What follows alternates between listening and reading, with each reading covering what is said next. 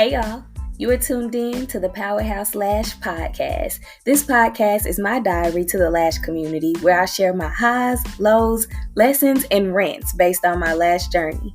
My heart is to share the reality of what it's really like to build a lash business, and I hope this episode helps you feel seen, validated, educated, humored, and makes your lash journey a little bit easier. I'm your host, T the Brand, and I'm glad that you're here. Now, let's get to it.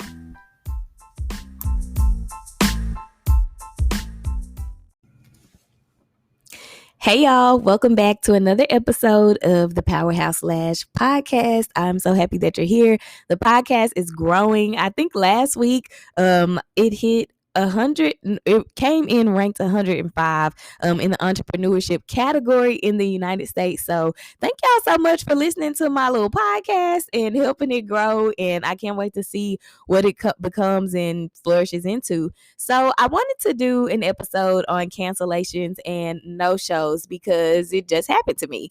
And it isn't the first time, obviously, that I've dealt with a cancellation or a no-show. But I just wanted to give some insight and share how I handle situations as such. So let's get into it. All right. So I had a client scheduled for 9:30 this morning, and I got up. I didn't do my whole morning routine because I got up an hour after my alarm went off. But I got up and, got ready to start the day and set up and got myself together. And then we were ready to take the client. But at 9:25, she called me and let me know that she would not be able to make it. Now, I could have done a couple of things. I could have gotten upset about it and blocked her or banned her from booking again. I could have gotten on Instagram and made a post, made a rant about no-shows and what I'm changing and cancellations and how it impacts my business and all of the things that a lot of service providers get on social media platforms and rant and vent about. And I could have got back in the bed, okay? I don't have another client until noon because this was a full set. But I like to channel my energy in a more productive way when I have no calls and no shows. So before I get into what I actually do, I just want to share some advice to those who do get on Instagram and on social media platforms and just vent freely and unfiltered about their clients and their experiences with clients. I want to first just say that it's so unprofessional, y'all. And I know that you're the boss and you can do what you want and all of the things, but consider that you have more than just your clients on your social media platforms.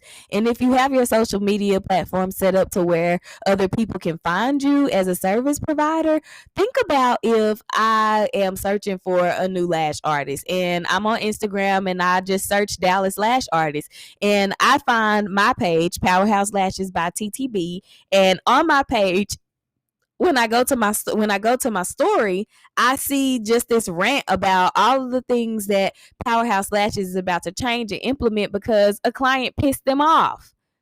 Okay, as a new potential client, I don't want you airing my business out, even if you're not attaching my name to it. I don't want you, I don't want to see you bashing clients because when I come to your space, that's what I'm expecting to receive or the type of energy I'm expecting to receive. So I'm not going to book with you. And that's probably why sometimes we have a hard time building clientele because we think that we're helping ourselves and expressing boundaries by getting on our social media platforms and venting and sharing about, and as of now I've had too many cancellations, so I'm adding this fee to it, or you'll never be able to book again, and all of the things. People don't care about that, y'all. Let me just break it to you. Nobody cares about that. The only thing that should be on your social media platforms are eyelashes or whatever it is that you do and the importance of it. You need to be sharing valuable content all the time. That's all people need to be taking in from your page. Valuable content that's either educational, entertaining, or encouraging. That's it. All the extra stuff, it just really it distracts people from what you want them to do. In a service provider's position, it distracts people from wanting to from even booking with you. And again, your energy transfers, and people don't want that in their space. I know at least I wouldn't. So I just want to encourage service providers to be very careful. Find you a network of people who do what you do, or your friend circle, and vent to them about the ups and downs, the woes of your business journey. But don't get on social media and do it. It can really turn off potential clients, and you need clients to grow your business. Like, without clients, our businesses are absolutely nothing. So please don't do that to yourself and to your business. You could be the best service provider in your industry, but if you're rude and just lack people skills, it's not going to get you far. So another thing that I wanted to talk about is wasting time when you have no shows or cancellations. Like I said, I could have went and got back in the bed, and me a year ago, sis would be in the bed right now. But I want something different for my business, so I'm really being intentional about maximizing the time that I have. That means when I have a no show client, I can't just go chill out, or I could just go chill out, but I also could get to work on something. Right now, I'm building my social media marketing and branding class. So once this podcast is over, I'm going to switch over to that platform and start doing some more work in there. And again, me recording this podcast, I'm able to do that because I did have a no-show. If I had to fill lash bath kits, then this will be a perfect time to refill those kits, go through inventory and see what it is that I might need to restock and list those things out.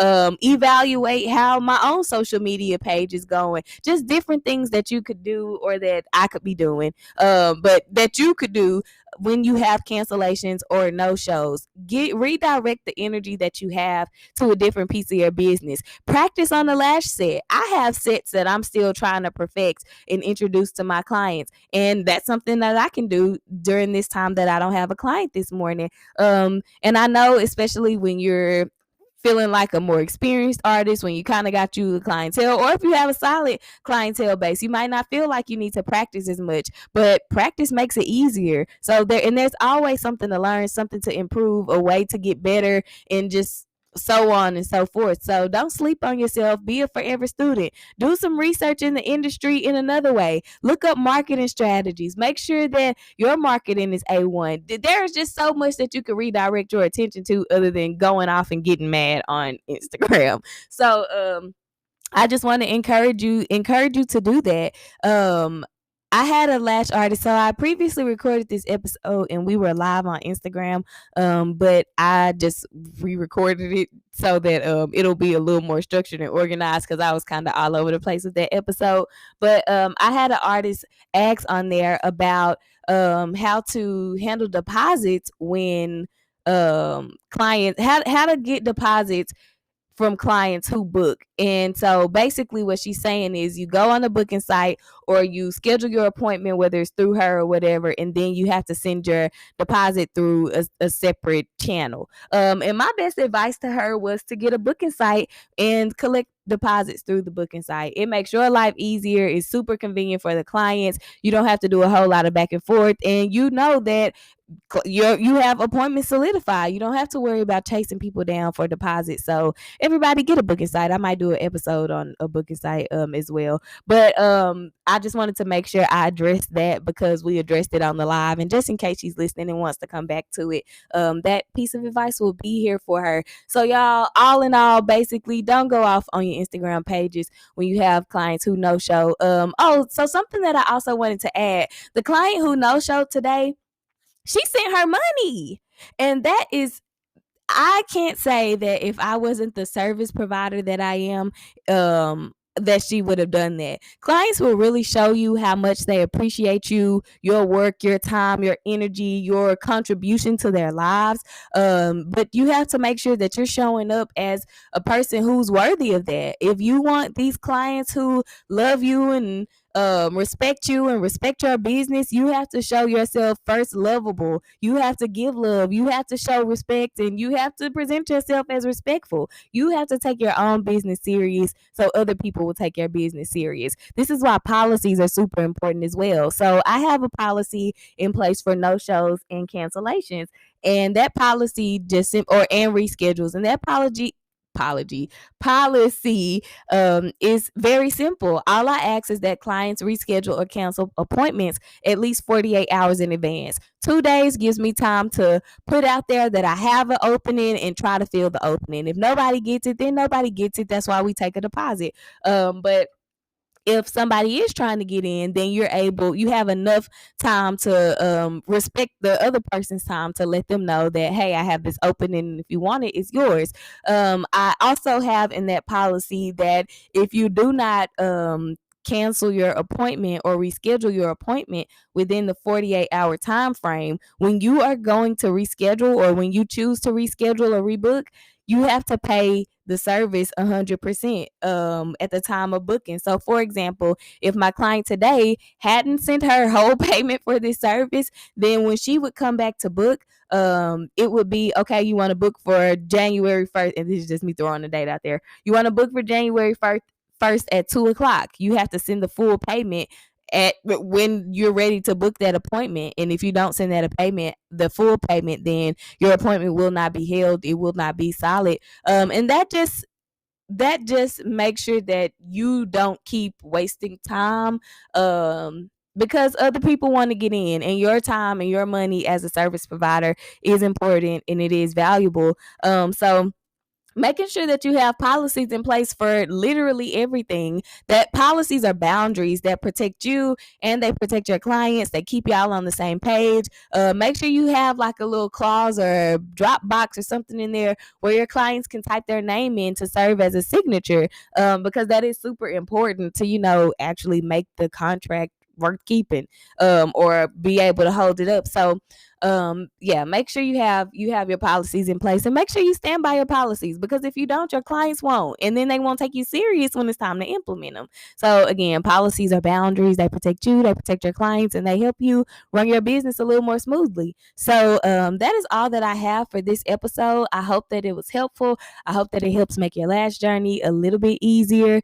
I'm excited to keep watching this podcast grow. Thank y'all for tuning in. And I'm looking forward to bringing you more content. You have the day that you deserve, and I will talk to y'all in the next one.